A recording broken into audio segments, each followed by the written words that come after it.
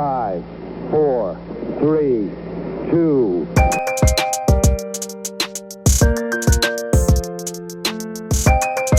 Tier 1 performance.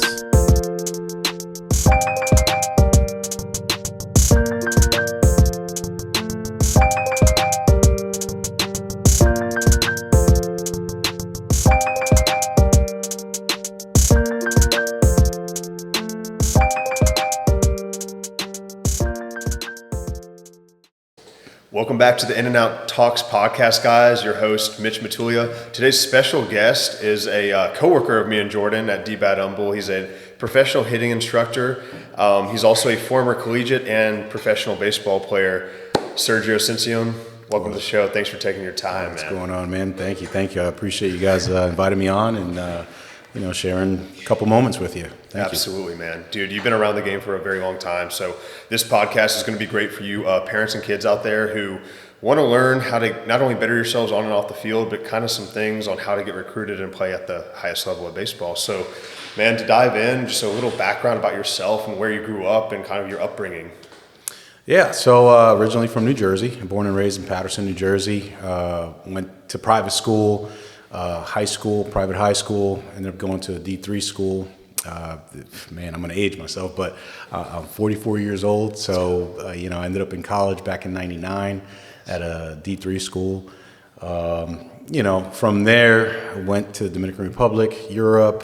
I mean, you name it. It's just an experience, a journey that, at times you wanted to quit, but, right. You just kept going. As far as the upbringing, I mean, from living in the projects, seeing what you wished for nobody to experience. Not saying that we had it bad, but when you're walking up the stairs to your apartment, there are drug deals being done right in front of you. Right. Your mom having to go to work at 4:00 in the evening, coming back at 2 a.m, and knowing now at this age that the quote unquote drug dealers actually knew who we were, knew who she was, and literally guided her up the stairs or into the elevator, making sure she was protected. Yeah. My dad, again, working hard, taking care of 2 sons, which at one point in time, parents were together, and then unfortunately divorce struck, for whatever rhyme or reason. We're older now, and we understand, that life just takes its toll. Everybody has their journey. Right now they've been apart, a lot longer than they were married. So that's for sure. And you learn from those things. Baseball was at the time, in a way, was a getaway. Yeah, it was like an outlet. The outlet. Yeah, and I wasn't the fastest guy, wasn't the strongest guy. As a matter of fact, I was pretty overweight at one point, and that was at the time that catchers were the big kid. They were the not so mobile kid. Right. But I had an arm, so I was put at short, but I couldn't move laterally. Then I was put in the outfield. I couldn't catch. I couldn't take that route to get to the baseballs. Right. Quickly. So then one day it was like, man, you want to catch? Yeah, sure. And just fell in love with it. I was in every pitch, every play. Next thing you know, I start slimming down, so forth and so on, and here we are. I got to experience 5 years of pro ball, Wow. and just an incredible journey. That's awesome. And was baseball the first sport ever introduced to you, or did you play multiple other sports?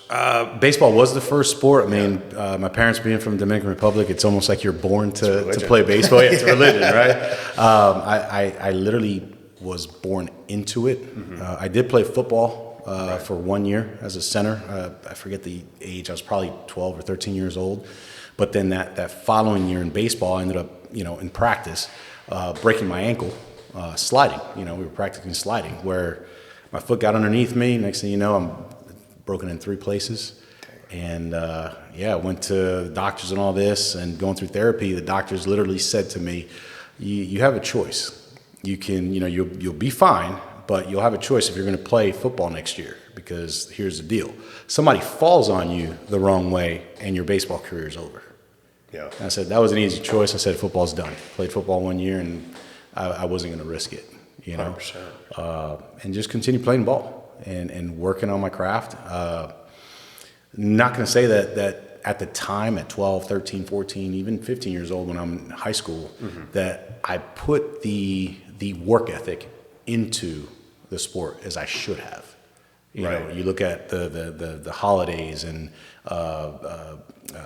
what's his name with the Phillies, lefty. I'm drawing a blank here.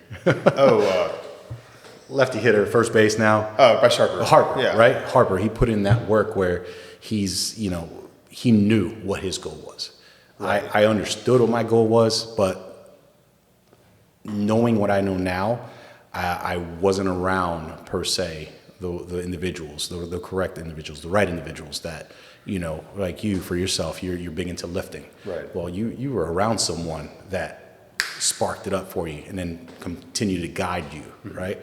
Not saying that we didn't have that guidance or I didn't have that guidance. There were many individuals in my life that guided me, but now with everything that one does and that I do in my life, you know, that guidance is there, that mentorship is there almost, I wouldn't say 24/7, but when you check in, it's like, what are you doing? Why are you not doing it? Cool, don't talk to me until you're back to this level. Right. You know, so that's, you know, hopefully I'm not going. No, not at all. And like, at what age did you feel like, hey, playing this sport at the next level is like a real possibility, like at the collegiate or professional level, you know?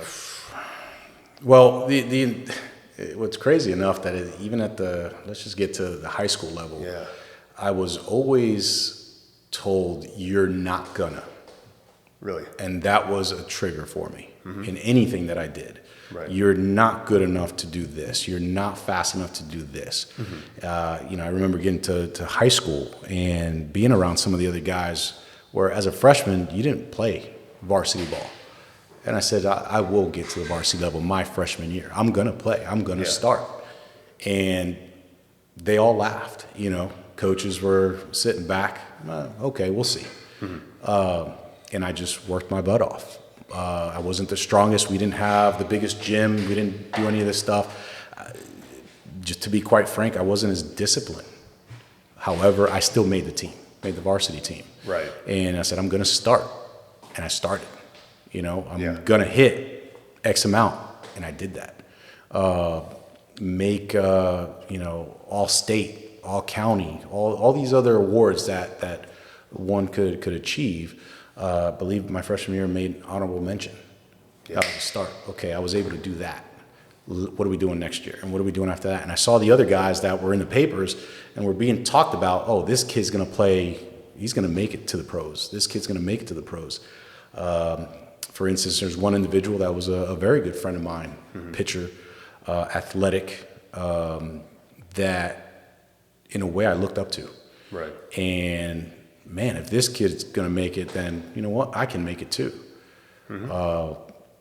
Long story short, you know, you fast forward through high school and it's like, man, none of these individuals that the city and a lot of professional coaches that we had that said they were going to make it, none of them are playing in college but me.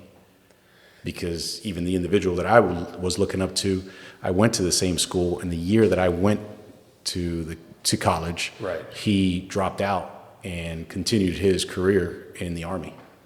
Wow. Right? Yeah. So, you know, it's like, man, what are these people looking at that makes them or has them say that this person will make it, but this person will not? Yeah, Jordan and I, we're big on telling these kids, hey, it doesn't matter where you're at your 8th, 9th, 10th grade year, because there's guys committing to colleges by 9th, 10th grade, like A&M, UT, they're all over these guys. Don't get intimidated by that because they're just maybe early bloomers or whatever, you know, or maybe you still have more development to do. You haven't found that mentor, that coach in your life to find whatever it is in your swing, or you just play more baseball and you progressively get better and better and better.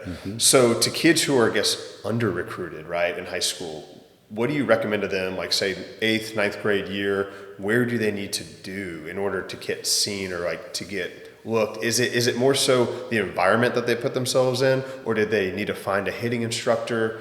What do you suggest to kids who are kind of overshadowed by other guys? Work. Work. Put in the work, right? Don't focus on what Johnny's doing over here. Don't focus on, Peter over here that's getting recruited and being talked about so highly. Put in the work. That's the one thing you are in control of. You have no control over what somebody else is looking at or why somebody else is looking at this individual. Right. But you have control over how can I get them to look at me. Yes. Right. And I believe in today's day and age, where the misconception comes in, it's like, I see dads with, these bat speed monitors on the bottom of barrel or bottom of bats, trying to get bat speed on a 10-year-old. Yeah. Why? You show me a major leaguer that's worried about bat speed and not mechanics, and I'll tell you, okay, then it's worth getting that little thing. Yes. Bat speed over time, you're gonna have bat speed, right? But if you get the proper mechanics, guess what? You're gonna grow into a young man. You're gonna grow into a man, and it's gonna take over after that, right? But without the proper mechanics, without the proper work ethic, and speed and agility, that's huge. That's something I didn't do growing up, right? Correct. And I ran like I had a fridge on my back. Literally, I was the slowest guy. Absolutely. But when I put the bat on the ball, it went. And I was able to, I was taught how to hit away, how to hit into the gaps, right? So even though back in high school I would hit 7/8, guess what? I was utilized to bring those running, right? Right. And college, I was used to bunt around, at least my first year. Yeah. And once I grew into my man body, as I like to call it, I learned how to work out. I learned how to be around other guys that had that vision, had that tunnel vision.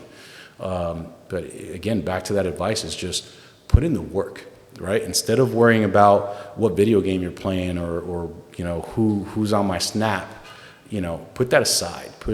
Take that 30 minutes to an hour and go to the gym, go run, go work on your craft. Quit making excuses as to my dad's not around or I don't have a buddy to throw with.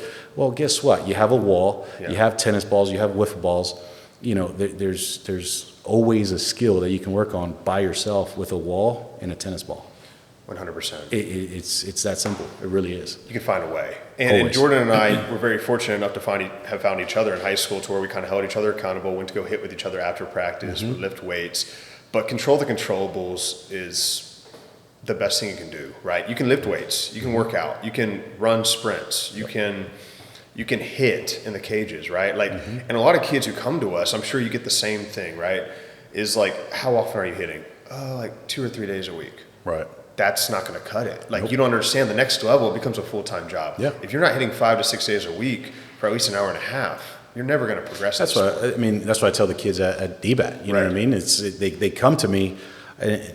Let me backtrack a little bit. I literally, first time I see a student, I have a quick chat with them and their parents, and I let them know these are my rules. Yeah. And one of those rules is I give you homework. That homework, you need to do it every single day, except on Sunday. That's your day off. Yes. And here's the caveat to that. If you miss a day during the week, you don't make it up on Sunday. Right. If you're sick, you don't make it up on Sunday. That is your day off no matter what. But here's the deal. If you don't do your homework, I'm going to ask you. It's a one-strike rule with me. Right. You don't do your homework because you quote-unquote forgot or, you just didn't have time. That's all baloney. You know what I mean? You didn't have time. What are you doing? Working? You're a kid. You're you a have all kid. the time in the What do you world. mean? I get it. If you have something to do with mom and dad, Sure. You didn't have time. That's a valid reason, right? It's not an excuse because mom and dad they rule. If you have somewhere to go, cool. But here's the deal. How do you expect yourself to get better by just coming to me? I tell parents all the time, you can bring them to me every single day, 5 days a week, and it does not mean you're going to get better. No, what that means is that now they're dependent on me. Correct. Right? So guess what? I need you to come to me once a week. How long? 30 minutes, an hour? I need 30 minutes. That's all I need. Yeah. Right? Why? I don't need an hour. Right? Depending on the age, you're going to lose them within a couple minutes. 30 minutes is the happy medium. Quite honestly, if we could get 45 minutes, that would be even better because you're at the cusp of an hour, but I could utilize 10 to 15 minutes just to talk and see how much they retained. Correct. Right? So what's the purpose of the homework? It's the repetition, right? Anything that we do in our life, you have to repeat over and over again. You don't get it the first time. Anything in our lives, you didn't get the muscles that you have by going to the gym for 2 days. Right. It took you a couple months to see progress, and then it took you a year to actually see you gain your muscle, see the progress, the hard work that you put in the beginning, the pains, right? Yes. And even then, you're still putting in more time because you're still in pain at times, right? Because you're working, you're growing certain muscles. So it's the same thing with hitting. It's the same thing with throwing. It's the same thing with fielding. You got to put in the reps. How do you put in the reps? On your own time. How long? To be honest with you, 20, 30 minutes over time adds up, right? And that's what many parents that I talk to fail to understand. That think about it like this. I think I read it somewhere or saw it somewhere where a young man goes to practice twice a week. Their practices are an hour and a half long, but quite honestly, how long did that young man practice for? 20 minutes, maybe, right? How many reps did he or she get? 10 reps, 15 reps, right? Yeah. How many swings did they get? 10, 15, Well, guess what? That young man used to stay out after practice for an extra 15 minutes. Think about this, for an extra 15 minutes. And you do that every single week, right? An extra 15 minutes is an extra 30 minutes a week. 30 minutes a week, 4 weeks, that's what, 2 hours, right? Yes. You multiply that times 12. Holy moly. How many hours did that kid just practice more than the other kids that were on that field with him? Yeah. Just because he decided to stay an extra 15 minutes after practice. That, his dad is just amazing for doing that. Yeah. Which brought back to my world, man, if I could just do 1% more of whatever it is that I'm doing at the end of the year, I'm going to be, let's just say, you take days off, holidays, all this other stuff. Let's say I'm going to be 250% better just by doing a little bit extra.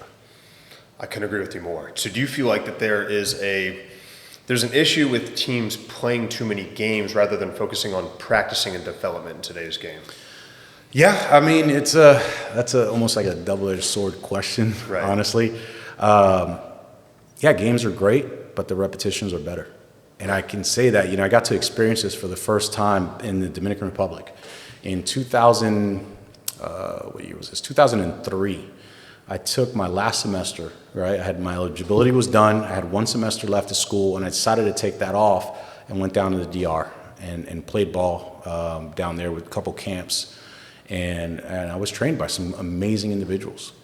And that time that I was down there, you wouldn't believe how the mindset changed. That was the first time that literally it clicked in like, man, it's possible for me.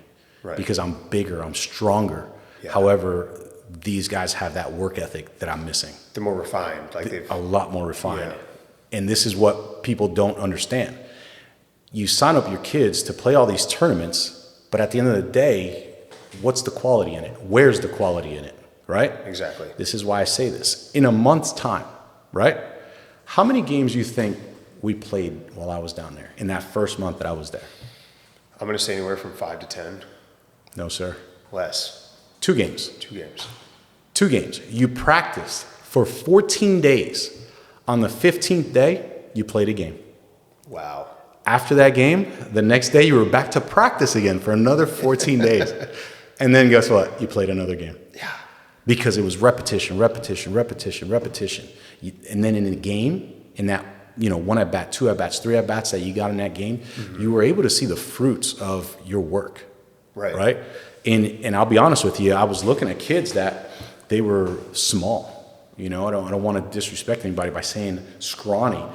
But compared to myself at the age of 20, almost let's say 22, 23 years old, I think I was. The physical aspect was there, but these guys had the strength aspect. Yeah. Right? And how did that come about? The quickness, how did that come about? The footwork, how did that come about? Repetition.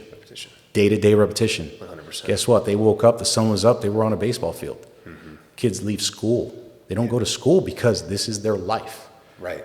Why are there so many Hispanic players in the major leagues? Because that's their goal. That's their way out, right? That's their way out yeah. of poverty. Mm-hmm. Now I'm not saying that you haven't seen young men, young women come out of poverty by becoming that lawyer or that successful business person, individual. Mm-hmm. But in Latin America, especially in the Dominican, it's baseball. That's all you see. Any street you walk down, man, I'm telling There's you. kids outside playing ball. They're playing ball. They're making a makeshift glove out of cardboard boxes, you know.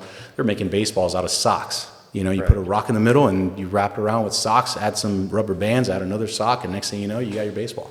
Yeah. You know? Yeah. And you know, a lot of things that we take for granted here, you know, that time helped me appreciate more what it is that we have our hands on. 100%. Absolutely. I couldn't agree more with you. And I don't think kids realize today, too, just even big leaguers, right? Or even minor leaguers, professional athletes, they get to the ballpark 7 hours before the game even starts, and they have a full out practice. Yep. And then they play a game. Yep. And talk about the refined skills that these guys have. And in today's game, the skill's higher than ever, man. Like, these guys are throwing so hard. Yeah. They've got such great power. I mean, like, it's crazy how much the game's evolved and changed. Injuries are more prominent as well. Yeah. But you notice it starts now with these young kids I'll just go to 10, 11 years old. They're coming to the ballpark, they're getting out of their vehicle, and there's no stretching. There's there's nothing happening prior to them throwing a baseball. And then parents are wondering why by the time they're 15, their elbows are like, oh yeah, you need Tommy John. Well, you need a stretch. And your body needs nutrients and hydration, right? Yep. So, like, some kids that come to us, I'm like, when's the last time you ate breakfast? Dude, at 6 p.m. How much water have you drinking a day? Yeah. Maybe one water bottle. Yeah. Dude, you're more prone to injury if you're dehydrated, if you don't have as much nutrients in your body. Like, you know, these are things that I think parents need to hear, because it all starts with what you're putting in your kid's body. And you can dictate what your kids eat. You know what I mean? Like, I don't understand it, man. Like, if you have the means to provide food for your children, why wouldn't you want to give them? Yeah. A bowl of cereal is not going to cut it. It's not going to cut it. It's sugar. You're going to get your high, and then they're going to be sluggish. Listen, you're better off going to the donut shop and getting a bacon, egg, and cheese. Kolache. On a croissant or kolache. 2 kolaches, you know what I mean? Hell, make a sandwich. Eat a sandwich. You know? Yeah. But soda? Why? Why are you drinking soda before a game? Like, for real? Right. Yeah. Well, you know, I mean, we can go down a path here where it's like, man, parents, you guys make it look so easy. Yeah. Well, number one, don't compare your kid to someone that's been doing this, you know, 20, 30 times over. You know what I mean? At this point, hell, I'm 44 years old, and I throw with kids every single day. My arm doesn't hurt. Yeah. I'm throwing 12 months of the year straight. 100%. Right? Whereas if I would have known what I know now then, Yeah. life would have been different. And again, hindsight's 20/20. But at the same time, it's like, why are you comparing yourself to me? See, I'm telling you what your kid needs to do, but your kid's not going off to do it. Right. Which is what? I need you to go do this. I need you to go do this. And I need you to go do this. Why? Because I understand that I made that mistake of not doing that Correct. at their age. Yeah. So you have a blueprint right now, the cheat code, right? To making things happen for themselves. Why? Here's the deal. Your kid at 8, 9, 10 years old is already 20 times better than I was, or not better, 20 times more ahead of where I was at that age. Yes. Why? I didn't have access to private lessons. Hell, I didn't know that they existed. Neither did Jordan and I. Like, we didn't get lessons. Man, it wasn't a thing. I was 27 years old. I was in my first year of pro ball here in Texas, where the host dad that I had, he's like, hey, you need to make extra money? Hell yeah. I mean, what we're getting paid is peanuts, right? I'm like, yeah, anything. What do you got? He's like, well, you could do lessons. I'm like, what do you mean? Literally, my exact words, what do you mean? Right. Well, people will pay you to teach their kid what you know. Nah, there's no way. Yeah, what do you charge? Whatever you want to charge. You're the one with professional experience. And at that time, I only had like 2 years under my belt. It's like, Right. You know more than any of those parents. Okay, did my first lesson, man. 30 minutes, $20. This is pretty cool. And that just opened the floodgates from there.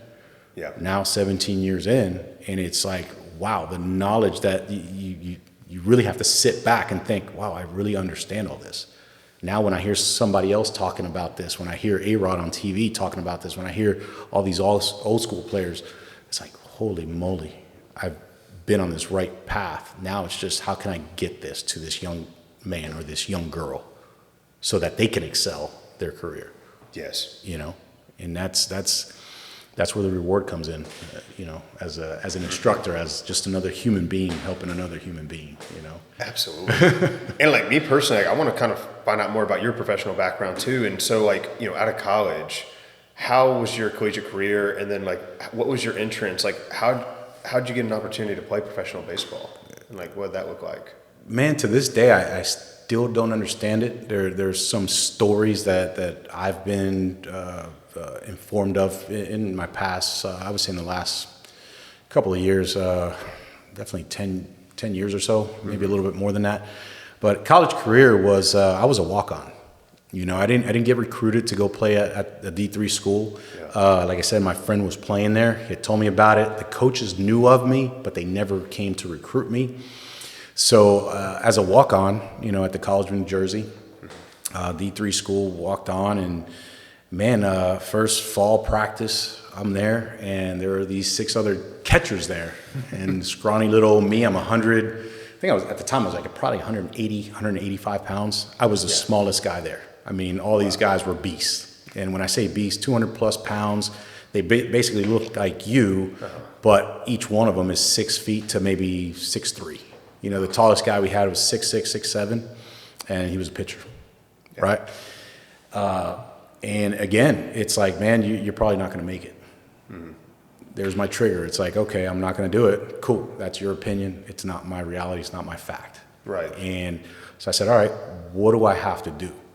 And the first thing I did was I just went to the catching coach and said, okay, what do I need to do to get on this team? And the gentleman to this day, we're friends. Like, we're great. This individual has my utmost respect, you know, because he was a guide. Mm-hmm. And it was just for the simple fact I asked.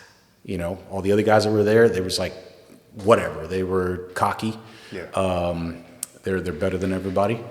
I wasn't brought up that way. I wasn't raised that way per se. Right. And I use that word raised lightly, you know, because I believe more in guidance. Mm-hmm. And my parents did that, you know, in their respective way. My mom did her best with what she understood. My dad did his best with what he understood.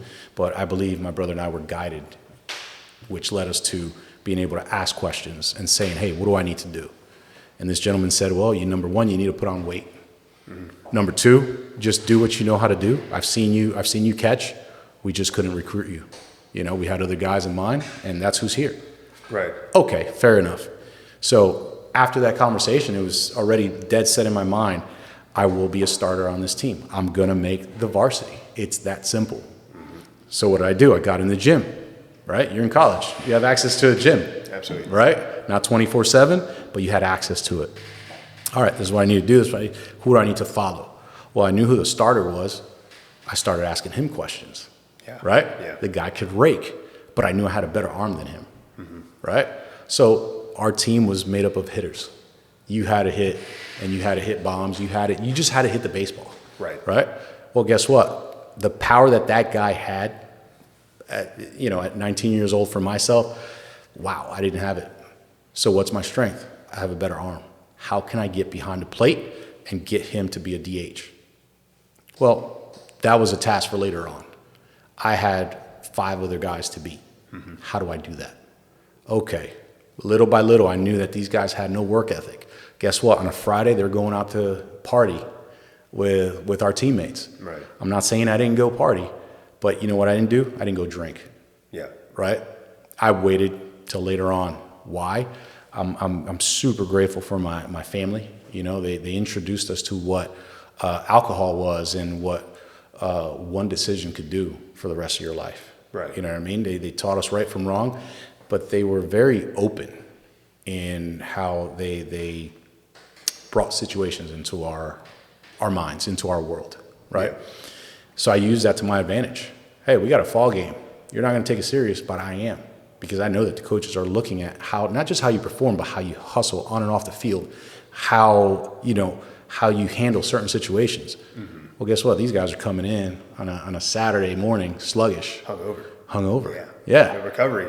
Yeah, no recovery at all. Why? Because they just got home at 3 a.m. We're on the field at 8 a.m. Hold on a second. I got you beat. Yes. So, man, you get through the fall. Next thing you know, coaches are having me in their office, and they're like, listen, we have you right now as number 4. I'm like, number 4? So this is number 1 guy, and I'm only 3 behind him? Cool. What do I need to do to get past this guy? What is that guy doing that I'm not? Well, they have more weight on you. They're bigger, they're stronger, they're faster. And they've been with us already a year. Right. In my head, I don't want to use the incorrect words here, but there's certain words I use, and I'm like, forget that. Yeah. No, you're wrong. And I'm not going to prove to you that you're wrong. I'm just going to prove to myself that I'm right. Right? It was a vendetta that I had. Like, I'm tired of everybody telling me I'm not able to accomplish this or I'm not able to do this. Why? Because this guy's bigger, faster, stronger. Well, my trigger was I was fat. I was too slow. I was this. You're not going to make it. Right. Cool. I did everything that the coach said to do, and I continue to do that. He said, by the spring, you need to be at least 190, 195 pounds.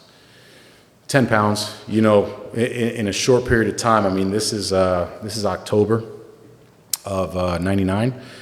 I needed to be at that by end of January, 2000. So I got 3.5, 4 months. Yeah. How the hell am I going to do that? You know, what do? You just go back home, get home cooked meals, Exactly. You're Dominican. You eat a lot of rice, you eat chicken, you eat beans, just eat everything that's in front of you. Right. And at the time, McDonald's wasn't what it is now. So, you just ate a lot. You burned off those calories. That's how I did it.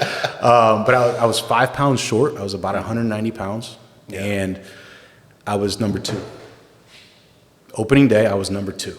Yep. And I knew that in my head because I knew what that guy was doing. Mm-hmm. He was a junior. He could rake. It was just that simple. Right.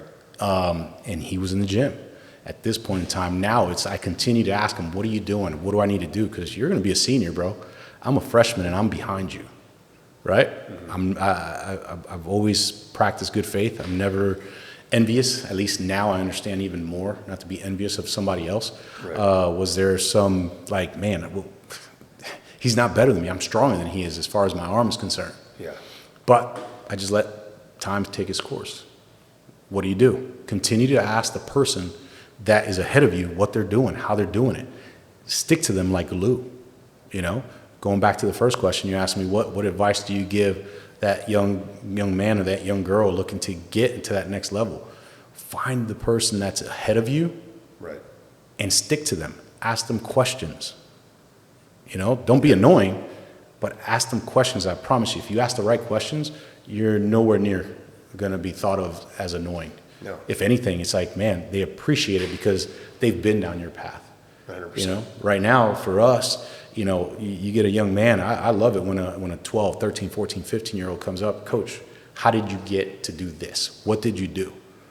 It's an action question. It's man, I'm looking to get ahead, but I'm stuck. Right. It's when you get all the other questions like, well, how great was it to play pro and how were the fans? And that's not, something that is going to get you ahead because all that is glamorous, yeah. But ask me about the journey, Exactly. We all have this journey that people don't see. Parents nowadays aren't aware of. You just see the glitz and glamour. You have no idea what this person had to do to get where they're at and the kind of money that they're it's being thrown at them. Yeah. You have no idea what they did. Oh, it's dirty. It's dirty at the beginning. Oh, man. Right. And that goes into other facets of life, right? Like if you want to become rich, why would you take advice from a poor person? Mm-hmm. You want to take advice from a rich person. I always found people who were better than me at baseball who had made it to the big leagues. What were you doing in high school? What were you doing in college to get drafted, right? And most of it is what you just said. They had a chip on their shoulder, right? Mm-hmm. Maybe they were overlooked. They had talent, but they had to have a good work ethic, right? Because everyone at the major league level, they all have talent, but they also all have elite work ethics. Mm-hmm. And that goes, that's obvious, right? I played under Craig Biggio for a year. That guy wasn't any bigger than me, right? He was athletic, right? But I said, this guy made it because he is the most competitive human being I've ever met in my life. Yeah. Dude hated to lose more than anything. So I think, the mindset of athletes is so important. And I think them getting mentored by you And by us, who've played at a high level, seek out information 100%. Is my advice to kids. Seek information, ask questions, because everyone who's made it, guess what? They want to share their knowledge with you. You know what I mean? Like, we want to give back. It makes us feel good. It's grit and mindset. Like you said, grit and mindset. How do you get back up after you've had a unfortunate happening? How do you get back up after an 0-4 game? How do you get back up after getting injured from working out? You're looking to get better, and here you go. You just got injured. It's being around individuals like yourself. I learned just as much from you and Jordan as I do from a 12-year-old, as I do from a 7-year-old. It's always learning from everybody around you. Doesn't matter how old, how young. There are things you're going to learn if you're open to it. Correct. And I tell parents the same. You can learn as well, right? I don't know it all. I don't ever say that I do know it all. Because guess what? If I don't understand something that you're doing, I'm going to ask the person next to me. And I've done that with you. I've done that with Jordan, where you guys are next to me. And I'm like, hey, what are you seeing that I'm not? Yes. Right? What advice would you give me? Because he's not understanding how I'm saying it. Maybe how you say it's going to be, that aha moment for that kid, 100%. And it's the same thing for us as adults now, moving on in the business world. When we as humans begin to understand that the cheat codes are out there, you just have to ask, what are you doing? Go find a person that's doing that and ask them, how did you get here? I can 1,000% tell you that even though they may be millionaires and billionaires or just thousandaires, let's just go there. Right. They're willing to give you the sauce. Yes. You're asking. You're not competition. No. You're not. No. You're your own competition, and they understand that. It took me so long to have that register in my brain. And the way I think now, to what started 10, 11 years ago with reading and reading books and having mentorship, I translate that now into teaching. That mindset is what you need. So when I teach, I don't just teach baseball. When I see a kid get frustrated, I'm like, why are you getting frustrated? Help me understand how you're going to pay attention to what I'm saying, but more importantly, grasp what I'm saying when you're frustrated. Now your brain is all clouded. Are you really thinking straight? No, you're in a cage right now. We're looking to get better. Yeah, make your mistakes here. Yeah, this is where I want you to make mistakes. Correct. And here's the best part. And try this, guys, if you wish. You'll see parents' eyes talk loud when you're in a cage, and you'll see their eyes like go up and like, help me understand how anything that you're doing right now, right? Mm-hmm. You just mishit this ball. How is it affecting you in any way? Do we have runners on base in here? Because the last time I checked, we're in this rectangle box, right? And the ball's hitting a net. What we're doing right now is for when you're on that field, it's automatic. We're thinking in here. You and I are thinking how we're going to get you better. Yes. You're thinking how we can just make this unconscious movement, right, over time, so that when you get onto a field, it's just unconscious. You don't have thinking about anything, right? But if you're getting frustrated right now, we're stuck. Better yet, you're stuck. Yes. And I literally, I like to use the word, I trigger these kids to just think differently, right? And then everything that we do translates into life. Well, you're getting frustrated now. So if you get you raise your hand in class and you give the wrong answer, you're going to get mad? No, you just learned what the incorrect answer was. You sit back, okay, let's go back to your swing. You just learn how not to take that swing because it didn't work out. Right. How do we adjust it? Change their mindset, change their way of thinking, their frame of thinking, right? And that's something that doesn't happen much anymore because we're stuck on launch angles and we're stuck on bat speed and we're stuck on what tournament we're going to play and what uniform we're going to wear and what batting glove and what sliding glove. I'm like, what do you need all this crap for? Yeah, like what bat are we swinging today? Well, Jordan and I are huge on that, like having a short-term memory, right? To where and then making your reps count in practice to where in the game you're on autopilot, right? Auto. I mean, when I was playing at my best, I was at shortstop literally spitting Step Brothers movie quotes to my second baseman. Mentally, I knew where the ball was going. I knew that if the ball was hit to me, I was going to field it because of all the reps I'd taken, the thousands of ground balls I'd done that week. I knew that when I was up to bat, I had an approach, right? But I wasn't thinking about anything mechanically. So you were rattling off movie quotes. Yeah. From easily. So I was a C-ball, hit ball guy. So this is how crazy it is. You're doing movie quotes. You say you used to sing in the outfield? I sing songs, yeah. I used to sing at bat. You used to sing it back. 2 different songs. Yes. Row, row, row your boat. Yes, only that. No. Or the Itsy Bitsy Spider. Really? The basics. The basics. And I'm grateful to my brother because he was like, you need to slow down. You need to slow down your brain. Well, it turned out that the 2 songs I would use when, and this is later on in my pro career, I would use one song or the other depending on how fast the pitcher was throwing. Right. Crazy because it was my timing. It was my timing, right? Itsy Bitsy Spider. It was my timing for what? For a faster pitcher. Wow. Right? Row, row, row your boat. Wow, yeah. That's Dude, and I tell parents, I tell kids all the time, it's like find your just whatever's gonna like block everything out. It's just you and that ball coming at you. And then you just focus on hitting the pitcher in the face.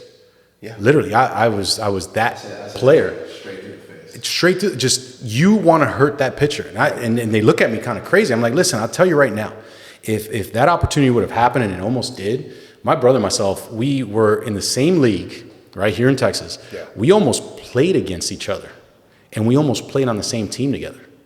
And I tell him, if my brother would have been on that mound, he knows I was going after his face all day long. 100%.